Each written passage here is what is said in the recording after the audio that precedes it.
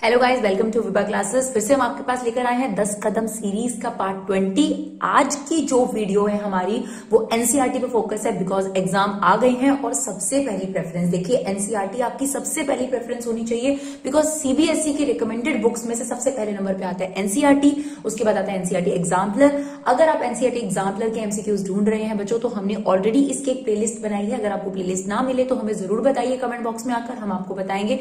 तो सबसे पहले आप एनसीईआरटी के एमसीक्यूज को तो बहुत अच्छे तरीके से करिए। कंसेप्ट पहली प्रेफरेंस, दूसरे नंबर पर एनसीईआरटी के क्वेश्चंस जो एमसीक्यूज में है, थर्ड नंबर पर एनसीईआरटी एग्जाम्पलर के क्वेश्चन, और आप फोर्थ फिफ्थ नंबर पर किन्हीं भी बुक्स को ले सकते हैं। हमने इससे पहले जो 19 वीडियोस डाली हैं, 10 क्वेश्चन यानी 190 क्वेश्चंस, आप वो भी बहुत अच्छे तरीके से देख लेंगे तो भी आपका काम हो जाएगा। अगर अभी आपने नहीं पढ़ाई करी थी कोई बात नहीं, डरिए मत। आप लोग जो ये मैटर पढ़ा हुआ है आप इसे आसानी से समझ सकते हैं। उनमें क्वेश्चंस, हाँ, जो शॉर्ट ट्रिक भी हैं वो भी हमने ऑलरेडी वीडियोस में डाली है। तो किसी भी तरीके की आपको कोई मदद चाहिए हो, अगर आपको कोई प्लेलिस्ट नहीं मिल रही है, अगर आपको किसी तरीके के क्वेश्चंस की हेल्प चाहिए तो हमें बताइए कमेंट बॉक्स में आकर। हम जितना अपना मैक्सिमम कर सकते हैं हम जरूर करेंगे। तो चलिए बिना टाइम वेस्ट करे, बिकॉज हमारा जो फोकस है वो है कम टाइम में कंसेप्ट ज्यादा, वेस्टेज नहीं करनी टाइम की। आप लोगों का टाइम बहुत कीमती है। तो क्वेश्चन नंबर 1 देखते हैं एनसीईआरटी का, चैप्टर वाइज हमने लिया। तो सबसे पहले रिलेशन फंक्शन के क्वेश्चंस हैं, लेट आर। और एक रिक्वेस्ट है, आप जब कम्युनिटी पोस्ट पर हम ये क्वेश्चंस डालें तो बिना एनसीईआरटी ओपन करे क्वेश्चन ट्राई करिए और देखिए कि आप एनसीईआरटी क्वेश्चंस भी कर पा रहे हैं या नहीं कर पा रहे। बिकॉज अगर आप एनसीईआरटी नहीं कर पा रहे तो बाहर के तो बहुत सेकेंडरी टाइप आपके पास पड़ता है। तो चलिए फटाफट से क्वेश्चन नंबर 1 देखते हैं। Let R be the relation of set A. तो सेट ए हमारे पास है, रिलेशन हमें दे रखा है 1 1 2 2 3 3 4 4 1 2 1 3 3 2, और हमें इसकी रिफ्लेक्सिव, सिमेट्रिक और ट्रांजिटिविटी के बारे में बताना है। तो देखिए सबसे पहली बात, ये रिफ्लेक्सिव पक्का है क्योंकि 1 1 2 2 3 3 4 4 जो भी डबलेट पेयर हैं वो सारे हैं। तो रिफ्लेक्सिव तो ये पक्का है। तो जो भी ऑप्शन ऐसा कह रहा है कि रिफ्लेक्सिव नहीं है उसे काट दीजिए, यानी ऑप्शन सी आपका कट गया।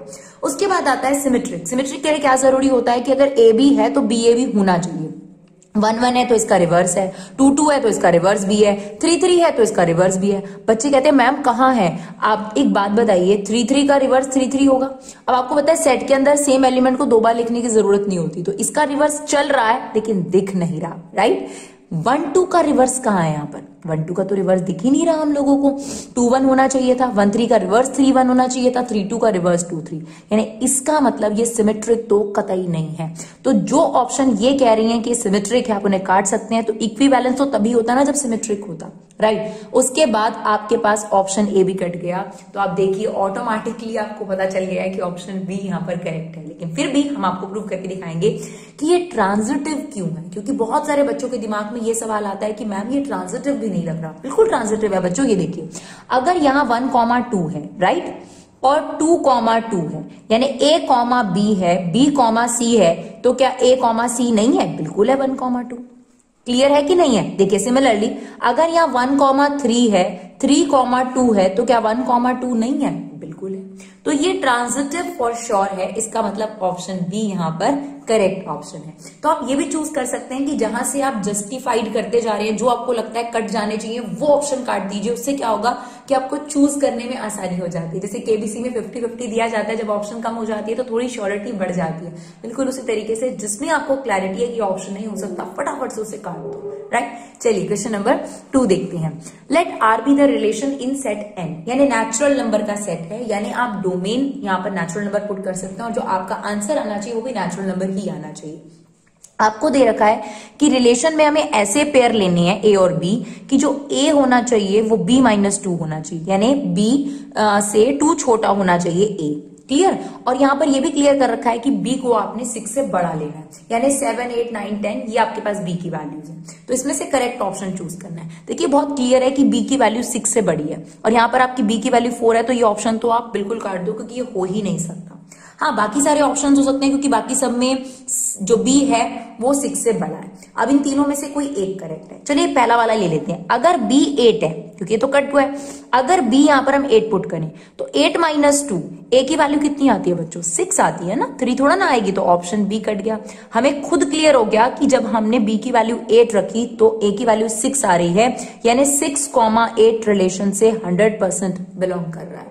और आप ये भी पुट करके देखिए, अगर आप x की वैल्यू 7 रखेंगे, सॉरी b की वैल्यू 7 रखेंगे तो a तो बड़ा आ ही नहीं सकता ना, a तो छोटा है, तो ये डी ऑप्शन भी आपका कट गया। यानी आपका बिल्कुल करेक्ट ऑप्शन है बिना किसी डाउट के ऑप्शन सी 6,8, राइट। चलिए देखते हैं question number 3। Let function real number to real number, ये हमें फंक्शन दे रखा है, यानी आपने यहाँ डोमेन पुट करनी है रियल नंबर, और जो आपका आंसर आना चाहिए वो भी रियल नंबर में से। इसको डोमेन बोलते हैं और इसको इसके साथ वाली को डोमेन बोलते हैं। फंक्शन है हमारे पास x की पावर 4 और हमें बताना है कि 1 1 ऑन 2 है या नहीं है। देखिए, अगर हम यहाँ पर x की वैल्यू 0 रखेंगे तो y की वैल्यू 0 आ जाएगी। अगर हम यहाँ x की वैल्यू 1 रख रहे हैं तो ये 1 आ रहा है, -1 रख रहे हैं तो भी 1 आ रहा है। यानी देखिए, 1 रखने पर भी 1, -1 रखने पर भी 1, तो यहां से बहुत क्लियर कट है कि ये मैनी 1 है, तो ये 1 1 तो बिल्कुल नहीं है। बात आती है ऑन टू की, तो ये ऑन टू भी नहीं है बच्चों। क्यों? अगर आप बात करेंगे, यहां पर आप x की वैल्यू तो रियल नंबर पुट कर रहे हैं, लेकिन जो आपका y है वो सिर्फ पॉजिटिव रियल नंबर आ रहा है, यानी जो इसकी रेंज है वो छोटी है कोडोमेन से, है ना। कोडोमेन में क्या था? रियल नंबर, लेकिन जो रेंज है यानी जो हमारे आंसर्स हैं वो सिर्फ पॉजिटिव आंसर आएंगे क्योंकि x की पावर 4 है। इसका मतलब यहाँ पर पूरी कोडोमेन यूज नहीं हो रही, इसका मतलब ये ऑन टू भी नहीं है, जिसे कभी कभी इनटू फंक्शंस भी कहा जाता है। इसका मतलब it's neither 1 1 nor onto, यानी ऑप्शन सी यहाँ पर, सॉरी ऑप्शन सी नहीं, किसमें आपके पास नाइदर 1 1, डी ऑप्शन आपके पास करेक्ट ऑप्शन है, राइट। चलिए क्वेश्चन नंबर 4 देखते हैं। इसमें भी आपको फंक्शन दे रखा है real number to real number, और फंक्शन है थ्राइस ऑफ एक्स।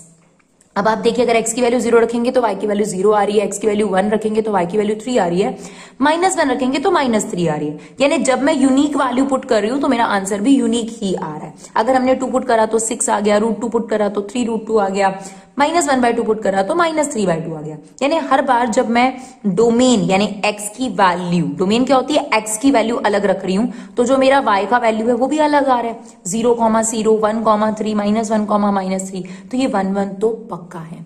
और देखिए, हर तरीके के आंसर आ रहे हैं, 0 भी आ रहा है, नेगेटिव भी आ रहा है, रूट में भी आ रहा है, वो आपके पास रैशनल नंबर भी आ रहा है। तो इसका मतलब ये हुआ कि यहाँ पर जो सारी रेंज है, जो आंसर्स हैं वो सभी को डोमेन को यूज कर रहे हैं। तो इसका मतलब ये 1 1 भी है और ऑन टू भी है, तो f is 1 1 as well as onto function, right. चलिए देखते हैं आगे के क्वेश्चन नंबर 5। यानी आपके पास फर्स्ट चैप्टर के बस यही 4 क्वेश्चंस थे। चलिए अब सेकंड चैप्टर पर आते हैं, इनवर्स ट्रिगो। ये भी बहुत इजी क्वेश्चन है पर इसमें बच्चे घबरा जाते हैं। Sine inverse x is equal to y, तो आपसे यहाँ y के आंसर्स दे रखे हैं। y मतलब क्या होगा? साइन इनवर्स का रेंज ना, कि साइन इनवर्स का आंसर क्या क्या हो सकता है। तो हमने पढ़ रखा है कि साइन इनवर्स का जो आंसर है वो -90 से 90 क्लोज इंटरवल पे लाई करता है। यानी जो साइन इनवर्स का आंसर है वो -90 से 90 और इनके बीच में भी आ सकता है, और ये वाली वैल्यूज भी आ सकती है। तो कौन सा ऑप्शन करेक्ट हुआ? y can be -90, right, which is -π/2 and 90, और इनके बीच का भी, तो यहां पर ऑप्शन बी करेक्ट है। क्लियर? चलिए क्वेश्चन नंबर 6, इसमें हमें सॉल्व करना है। 10√3 को पहले हमने एज इट इज लिखा, सीकेंड इनवर्स -x, तो इसके लिए आपको इसकी आइडेंटिटी याद करनी पड़ेगी, प्लीज याद कर लीजिएगा। सीकेंड इनवर्स -x, ये क्या हो जाता है? पाई माइनस सीकेंड इनवर्स x, तो वही हमने करा है ब्रैकेट में pi minus सीकेंड inverse x। Now अब आप ब्रैकेट खोलेंगे, पहली तो 10 इनवर्स √3 कब होता है? 60 डिग्री पर, minus pi, minus minus plus हो जाएगा। सीकेंड की वैल्यू 2 कब होती है? 60 डिग्री पर, तो वो भी हमने लिख दिया π/3। Now it's 60 degree 60 degree 60 degree 60 degree 120 degree, 120 में से 180 माइनस करेंगे, -60 बचेगा, तो उसको हमने लिख दिया -π/3। यानी यहाँ पर हमारा ऑप्शन बी करेक्ट है, राइट। तो ज्यादा देर नहीं लेंगे हम आप लोगों की, फटाफट से आपको अपनी एनसीईआरटी रिवाइज कराएंगे, यही हमारा पर्पस है, ताकि आप लोगों को सब तरीके के एमसीक्यूज क्लियर हो जाए। क्वेश्चन नंबर ए में आपको कहता है AIJ, ये एलिमेंट के लिए डिनोट होता है, और ये होता है order of the matrix, is a square matrix. अगर ये एक स्क्वायर मैट्रिक्स है तो आपको बताना है इनमें से क्या ट्रू है। देखिए, आपको पता है जो स्क्वायर होता है उसकी लेंथ और ब्रेथ इक्वल होती है ना, बिल्कुल सेम तरीके से यहाँ पर m और n यानी रोज एंड कॉलम इक्वल होंगे, बिकॉज रोज का मतलब हो गया लेंथ, और जो आपके पास कॉलम है उसका मतलब होता है ब्रेथ। तो यहाँ पर रोज और कॉलम इक्वल हो गए, जिस तरीके से स्क्वायर में लेंथ और ब्रेथ इक्वल होती है। तो यहाँ पर ऑप्शन कौन सा करेक्ट है? Option C which is m is equal to n. Clear? चलिए question number 8, which of the given values of x and y make the following matrix equal. तो इसमें आपके पास ध्यान दीजिएगा, बेशक ये एनसीईआरटी का क्वेश्चन है, ऐसे क्वेश्चन हमने पहले भी करे हैं, पर यहां पर बच्चा एक गलती करता है. यहां पर देखिए एक चीज जरूरी है इन क्वेश्चंस में, आप जितनी भी जगह x है वहां सब जगह से x की वैल्यू निकाल कर देखेंगे तब आपका करेक्ट आंसर आएगा. देखिए एग्जाम्पल के तौर पर ये दोनों मैट्रिक्स इक्वल है. 3x plus y is equal to 0. Okay, 5 is equal to y minus 2. यहां से मैंने y की वैल्यू निकाली 7 आ गई. ठीक है, पर मैंने यहीं पर नहीं छोड़ा इसको. अब बच्चा क्या करेगा, y की वैल्यू 7 जो है वो यहाँ पे पुट करेगा तो x की वैल्यू आ गई -7/3. हो सकता है आपको ये ऑप्शन यहाँ पे मिल जाए, है ना, y की वैल्यू 7 और x की वैल्यू -7/3, और आप उसे टिक भी कर दें, पर ये गलत होगा बच्चों. आगे बढ़ते हैं, क्यों आगे बढ़ते हैं आपको पता चल जाएगा. y plus 1 is equal to 8, यहां से भी हमारी y की वैल्यू 7 आ गई, तो ये पक्का हो गया कि y की वैल्यू तो 7 है, और बच्चा यहीं पर छोड़कर टिक कर देगा y की वैल्यू 7, x की वैल्यू -7/3. बट यहीं पर आपकी एरर होगी. अब देखिए जब हम इसको इक्वेट कर रहे हैं 2 - 3x इज इक्वल टू 4, तो यहां से x की वैल्यू आ रही है 2/3. यहां पर एक ही मैट्रिक्स में जो एलिमेंट था उससे x निकल रहा था -7/3.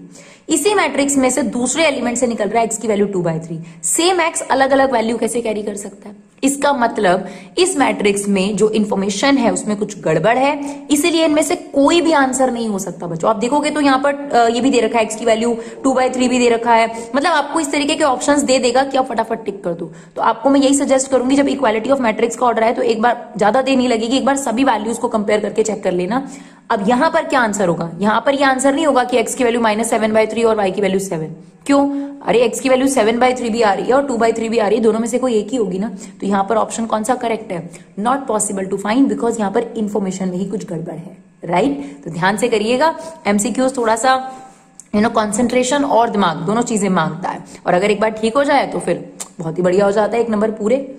The number of possible matrix of order 3 order 3. Matrix है हमारे पास 3 ऑर्डर 3 की, और उसमें हमें एंट्री अलाउ करी गई है 0 और 1. 2 एंट्रीज हैं. आपको बताना है ऐसी कितनी मैं 3 ऑर्डर 3 की मैट्रिक्स बना सकती हूँ जिसमें एलिमेंट के तौर पर या तो 0 का इस्तेमाल होगा या 1 का. देखिए यहां पर हम परम्यूटेशन का इस्तेमाल करते हैं. देखिए यहां पर ये जो बॉक्स है, यहां पर 9 बॉक्सेस हैं आपके पास, है ना. आपके पास एलिमेंट फिल करने के लिए कितने हैं? 2. या तो आप 0 पुट कर सकते हो या 1, या आप 0 पुट कर सकते हो या 1, 0 पुट कर सकते हो 1. अगर ये एलिमेंट 4 हो जाए, जैसे फॉर एग्जांपल अगर वो कहता है 3 ऑर्डर 3 की मैट्रिक्स है और 0 1 2 3 4 एलिमेंट हो, तो यहां पर 4 4 4 कर दीजिएगा. अब देखिए यहां पर भी 2 ऑप्शन है, यहां पर भी 2 ऑप्शन है. जब भी आता है यहां पर भी ऑप्शन, यहां पे भी फिल करना है, यहां पे भी फिल करना है, तो वो मल्टीप्लाई होता रहता है. और ये कितनी बार मल्टीप्लाई होगा? 2 की पावर 9. तो आपका आंसर कितना हो गया? 512. तो इसे याद रखिए, इसका क्वेश्चन किसी भी तरीके से पूछा जा सकता है. 2 ऑर्डर 2 मैट्रिक्स भी हो सकती है. फॉर एग्जाम्पल अगर 2 ऑर्डर 2 मैट्रिक्स है और आपको एलिमेंट फिल करने हैं, और आपको एलिमेंट कितने दिए दैट मैटर्स, 2 ही एलिमेंट है, तो यहां पर भी 2 फिल हो सकते हैं, यहां पर भी 2, यहां पर भी 2, यहां पर भी. तो 2 कितनी बार मल्टीप्लाई हो रहा है? 4 टाइम, तो 2 की पावर 4. तो मेन कंसेप्ट पे फोकस करिए, इस तरीके का कोई भी क्वेश्चन आएगा आप अटेम्प्ट कर पाएंगे. क्लियर? चलिए क्वेश्चन नंबर 10 देखते हैं. Assume X Y Z W P are the matrices of the order. तो ये हमें फॉलोइंग ऑर्डर्स दे रखे हैं. आपको बताना है एन के और पी पर क्या रिस्ट्रिक्शंस होगी अगर हम चाहते हैं P Y W Y will be defined. मतलब ये दोनों मल्टीप्लाई हो जाएं, ये दोनों मल्टीप्लाई हो जाएं, फिर आप इजीली इन दोनों मैट्रिक्स को ऐड कर सको. तो देखिए पी का ऑर्डर क्या है, हमने यहां से पी का ऑर्डर ले लिया है p इंटू के, वाई का ऑर्डर है 3 इंटू के, डब्ल्यू का ऑर्डर है n इंटू 3 और वाई का ऑर्डर है ये. इसके आपने जो है बेस पे लिख दिया. अब देखिए 2 मैट्रिक्स मल्टीप्लाई कब होती हैं? जब फर्स्ट वाले का कॉलम और सेकंड वाले का रो मैच करता है. तो इससे मुझे पता चल गया कि अगर इन दोनों को मल्टीप्लाई करना है तो k शुड बी 3. ठीक है, और जब ये दोनों मल्टीप्लाई होते हैं तो बची हुई चीज p के, इसका ऑर्डर p इंटू के आता है. सेम यहां पर 3 3 ये तो सेम है ही, तो ये दोनों तो मल्टीप्लाई हो ही जाएंगे, और जो ऑर्डर आएगा वो n इंटू के आएगा. क्लियर? पक्का? अब आपको पता है 2 मैट्रिक्स ऐड कब होती हैं? जब उनका ऑर्डर एकदम मैच करता है. तो k की जगह ठीक है, p should be equal to n. तो अगर हमें इसको डिफाइन करना है, एक तो k की वैल्यू 3 होनी चाहिए और एक p n के इक्वल होना चाहिए, यानी यहां पर ऑप्शन ए करेक्ट है. क्लियर? चलिए क्वेश्चन नंबर, इसी का हमने बी पार्ट बना लिया है, इसी में आपके पास इसी इंफॉर्मेशन से रिलेटेड था. अगर n p के इक्वल है, क्वेश्चन में गिवन है, आपको बताना है इसका ऑर्डर क्या होगा. तो देखिए 7 और 5 से कोई फर्क नहीं पड़ने वाला. x और z मैट्रिक्स हैं, और 2 मैट्रिक्स सब्ट्रैक्ट तभी होती हैं जब उनका ऑर्डर सेम हो. तो हमने यहाँ पर x मैट्रिक्स का ऑर्डर लिखा, यहाँ z मैट्रिक्स का ऑर्डर लिखा. तो ये दो मैट्रिक्स सब्ट्रैक्ट कब हुई होंगी? जब इनका ऑर्डर सेम होगा, यानी 2 इंटू एन जो है वो 2 इंटू पी के इक्वल है। तो जब आपके पास माइनस करके जो आंसर आएगा वो 2 इंटू एन भी आ सकता है और 2 इंटू पी भी आ सकता है। तो ऑप्शन में चेक कर लो, या तो 2 इंटू एन मिल जाए या 2 इंटू पी मिल जाए। तो आप देखेंगे 2 इंटू एन जो है यहाँ पर करेक्ट ऑप्शन है, ऑप्शन बी। तो 15 मिनट के अंदर फटाफट से हमने एनसीईआरटी के 10 क्वेश्चन आपके साथ डिस्कस कर दिए और आई होप आप लोगों को ज्यादा टाइम भी वेस्ट नहीं करना पड़ा, बुक खोलने की जरूरत नहीं पड़ी, क्वेश्चन भी यही है, आंसर भी यही है, आपका टाइम बचे, यही हमारी कोशिश है।